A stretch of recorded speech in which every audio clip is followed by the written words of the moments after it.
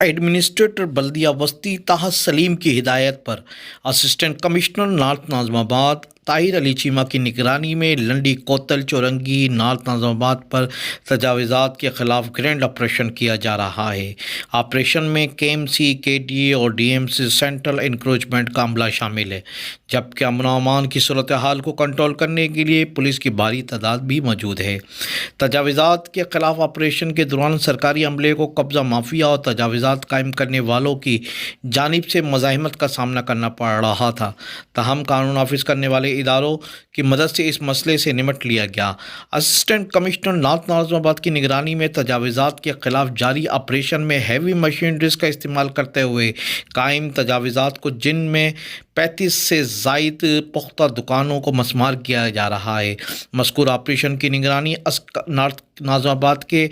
Assistant commissioner Tahir Cheema کر رہے تھے۔ اس موقع پر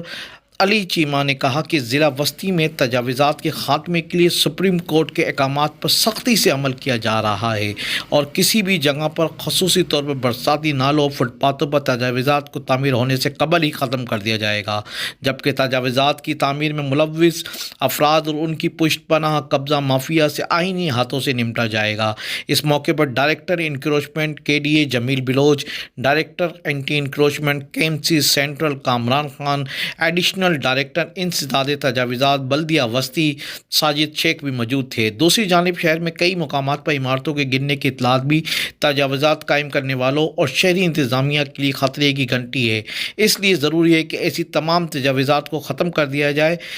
کہ جو عوام کی زندگی کے لیے خطرہ اور عوامی فلاح و بہبود کے کاموں، خصوصاً بارش کے پانی کی نکاسی اور کوڑے کرکٹ کی صفائی میں رکاوٹ کا